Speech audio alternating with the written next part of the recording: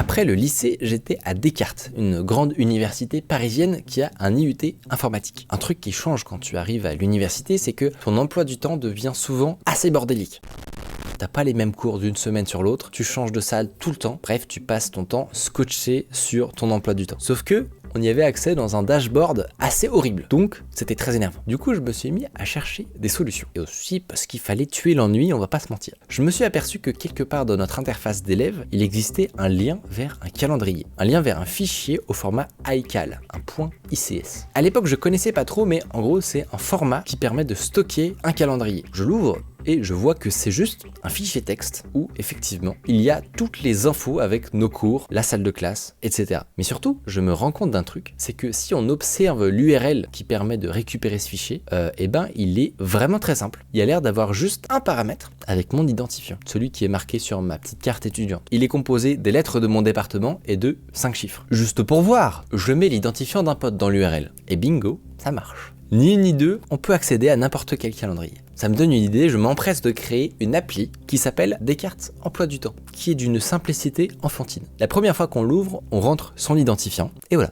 C'est tout. On a son emploi du temps dans une sublime interface. Et en fait, en arrière-plan, j'envoyais une requête à la bonne URL, j'extrayais les infos, et voilà. Je me souviens avoir vachement galéré sur l'affichage du calendrier, qui est pas forcément évident niveau interface. Mais surtout, plutôt que d'utiliser une bibliothèque dédiée, je faisais le parsing, donc c'est le fait d'extraire les événements du fichier texte à la main. Ce qui de manière générale est une très mauvaise idée, et qui fait que mon appli doit être vulnérable à toutes sortes de choses. J'espère que plus personne l'utilise. Cette histoire de calendrier public, ça m'avait même pas forcément choqué à l'époque, mais maintenant que j'y repense, c'était vraiment pas normal. Parce que ça voulait dire que n'importe qui pouvait accéder à l'intégralité les emplois du temps de tous les élèves de l'université. Ce qui fait un sacré paquet de monde. C'est pas critique non plus, mais bizarre. D'ailleurs, je me suis aperçu que, en fait, cette appli est restée hyper longtemps en ligne. Il y a un avis de 2020 qui me met une étoile parce que ça marche pas. Ce qui est probablement parce que la faille a été corrigée entre temps. Et je crois que j'avais tous mes potes qui avaient laissé des avis. Ne marche pas, ne marche pas. Oui, bah ça va, hein. Waouh. Prends en compte la casse, j'ai été bloqué inutilement pendant 2 mois, lamentable. Extraordinaire. Fait parfaitement son travail. Waouh, je mets jamais de commentaires en temps normal, mais là c'est incroyable l'ergonomie de cette application. Oh.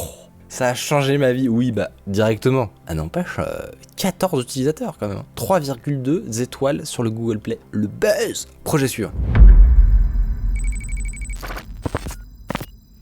Là, on va faire un bond dans le passé. Je suis en première, je crois. Si je me souviens bien, c'est le moment où je commence à dépasser la simple création d'interfaces web et où j'apprends des langages dits serveurs, qui devraient donc me permettre de créer des petites applications, des forums, etc. Et qu'est-ce qu'on code quand on a 16 ans? Que l'entièreté de ton existence tourne autour des rapports sociaux et que tu viens de voir The Social Network, un nouveau réseau social.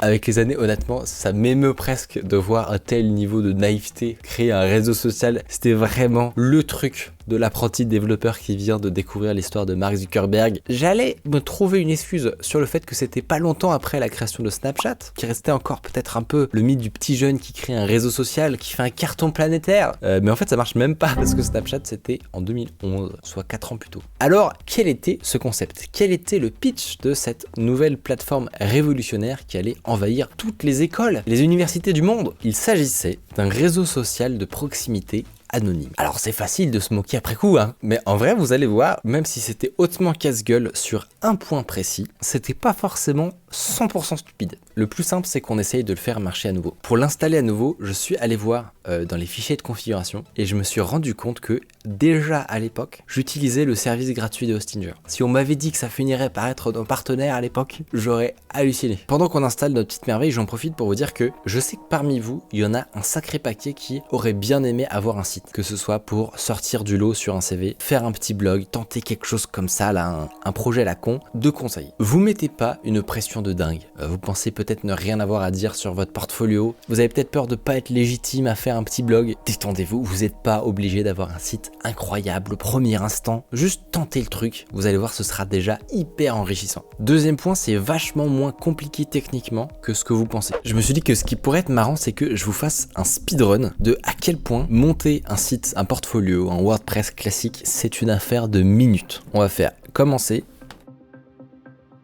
Je me set up un petit compte. La petite carte de la boîte.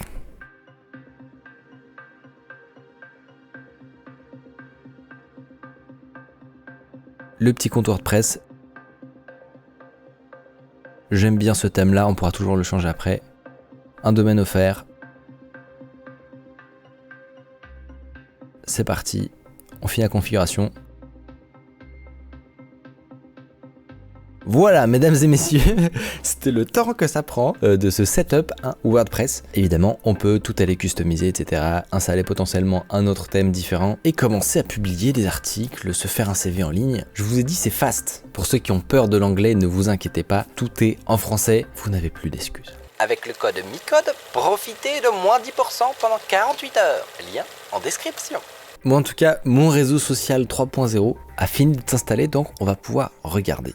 Ça s'appelait Anonis. Et le principe, c'est que vous pouviez faire des posts qui ne pouvaient être vus que dans un certain rayon autour de vous. Vous aviez un pseudo et un joli avatar. Ça, je m'en souviens, j'étais trop fier de mon truc. Je pense qu'on peut le retrouver. Oh, c'est ça. Oh non. Oh, les souvenirs. Mais c'était trop bien. C'était un peu comme un Mi, mais genre tu pouvais l'intégrer sur n'importe quel site web. Voilà à quoi Anonis ressemblait. Un genre de clone de Facebook, mais avec un vert. Comment on pourrait décrire ce vert? Vomitif. Et honnêtement, le fait d'être daltonien n'excuse en rien ce choix criminel. Il y avait des posts en temps réel, des likes, des commentaires, des messages privés. Et donc les posts qui apparaissent et les gens à droite sont ceux qui sont à moins de X kilomètres. Je me souviens avoir tellement galéré avec cette histoire de GPS pour que les posts et les gens n'apparaissent que un certain rayon autour de moi. Il y avait une giga formule avec la latitude et la longitude qui permettait de faire une approximation. Mais j'étais tellement fier que ça marche après. J'avais même fait une appli mobile qui était relativement inutilisable, mais il y en avait une.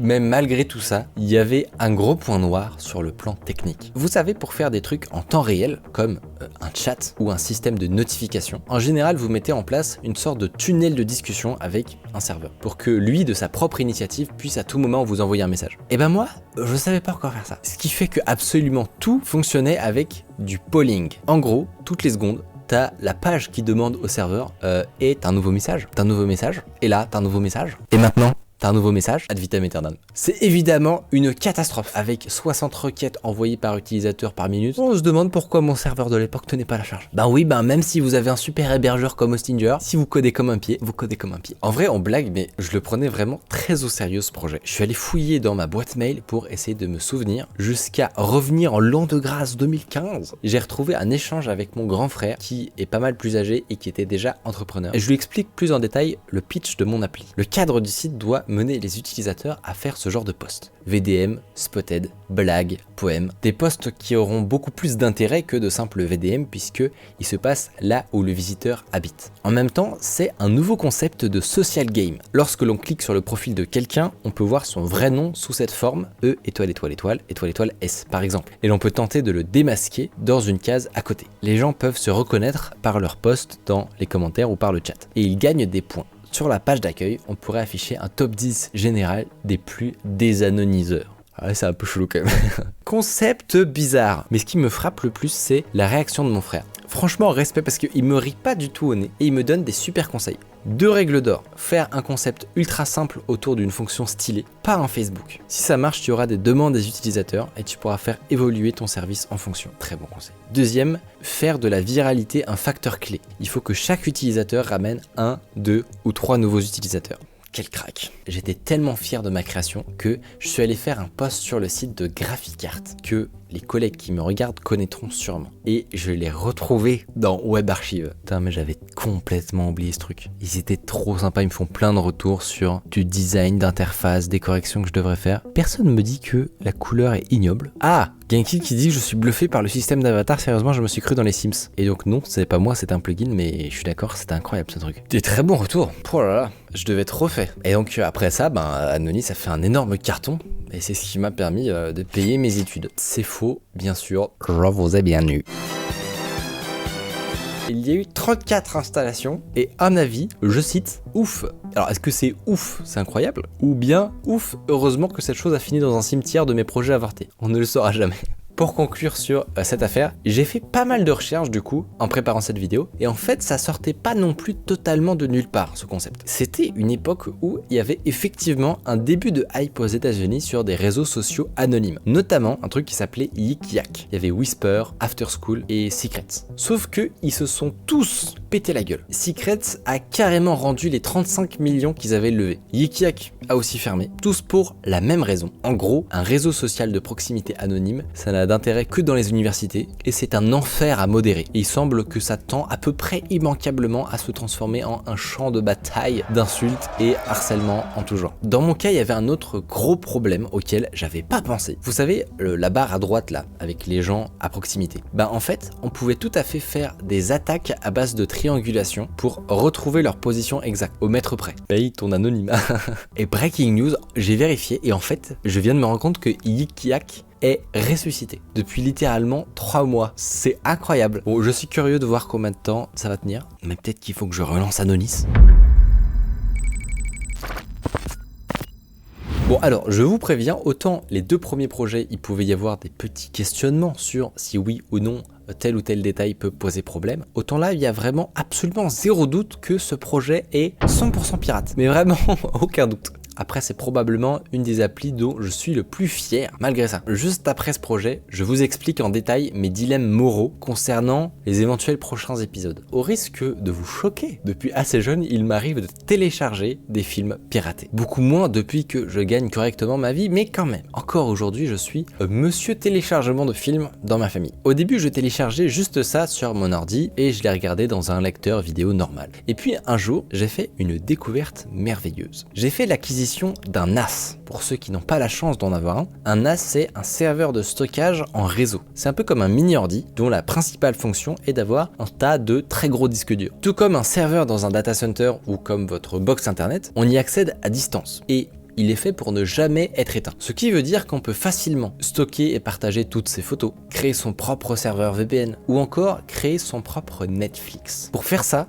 la plupart des gens utilisent un service qui s'appelle Plex. Plex, c'est un logiciel qu'on va installer sur son NAS ou sur n'importe quel ordi. On va lui dire, tiens, j'ai mis tous mes films en bordel dans ce dossier, toutes mes séries en bordel dans celui-là, maintenant tu te démerdes. Et lui, il va automatiquement les analyser, les ranger tout proprement dans une jolie interface, ajouter des affiches, des sous-titres. Et surtout, le plus important, il va faire en sorte que toute cette bibliothèque soit accessible sur n'importe quel appareil, partout où vous irez. Stylé, non? Si tu combines ça avec l'appli de téléchargement qui existe sur la plupart des NAS et qui te permet de déclencher à distance le téléchargement d'un film ou d'une série, même si toi t'as actuellement aucun réseau d'ailleurs, puisque le téléchargement a lieu depuis chez toi, et ça devient très fort. Vous m'avez compris. Tout ça, c'est très bien, mais subsiste un problème, et de taille. C'est tellement pratique ce système que, très vite, mes frères et sœurs se sont mis à me demander de plus en plus si par le plus grand des hasards, tel ou tel film pouvait pas être ajouté sur mon Plex. Chose que je fais toujours, avec grand plaisir, avec mon grand cœur finalement. Mais faut dire que la manip reste sacrément casse-pied. Il faut trouver un ordi parce que sur téléphone c'est infernal, aller sur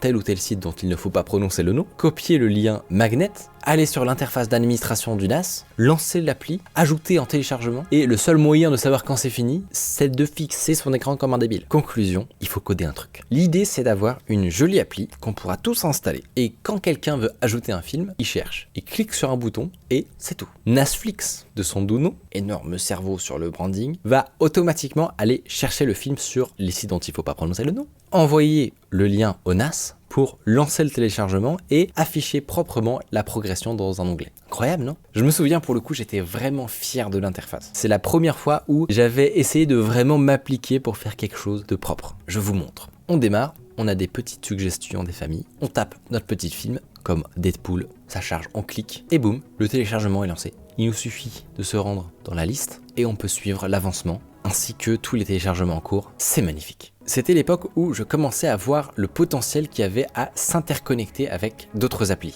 Là par exemple, pour avoir la liste des films, des belles affiches et tout, la meilleure solution que j'avais trouvée, c'était d'utiliser l'API de TheMovieDB, je crois. Pour ceux qui ne savent pas, une API c'est un moyen de discuter avec d'autres services web. Par exemple, ici on a besoin de rechercher parmi tous les films qui existent. On regarde dans la documentation de TheMovieDB comment leur API marche. On met la bonne URL, on va mettre Deadpool en paramètres, et voilà. Le site nous a répondu avec une jolie liste d'objets. On peut maintenant afficher la belle affiche. Alors ça, c'est quand ça se passe bien. Parce que pour le projet Nasflix, j'ai beaucoup plus galéré parce que ensuite je devais discuter avec le NAS. Notamment l'appli téléchargement, à laquelle je devais envoyer les URL de téléchargement et récupérer le pourcentage de progression des téléchargements en cours. Bref, je peux vous dire que c'était pas la même limonade. Ah, Ça va pas être la même limonade. La grosse différence, c'est que, écoutez-moi bien, absolument personne n'utilise la sombre API de l'application téléchargement de mon NAS. Mais genre, personne. Vous savez, quand vous tapez des trucs sur Google et que vous vous rendez compte que vraiment, il n'y a rien, mais même pas un vieux gars en 2013 qui a vite fait parler du même sujet. Et du coup, dans ce cas-là, la solution, c'est de regarder à soi-même. On trouve un moyen d'inspecter les requêtes. On clique sur un bouton et on regarde qu'est-ce qui rentre, qu'est-ce qui sort. Un plaisir. En plus, je crois que malgré ces difficultés, j'étais tellement hypé par le fait que ça marche que j'avais vraiment tout développé en quelques jours. Un speedrun finalement. Le seul souci, c'est que j'ai totalement abandonné le projet aussi vite que je l'ai commencé. Ça me désole un peu en vrai parce qu'elle n'a jamais vraiment été utilisée. Il manquait encore quelques briques pour pouvoir la faire fonctionner. C'est terrible. De toute façon, ça aurait été très compliqué de la publier, d'en faire vraiment quelque chose, vu le côté parfaitement illégal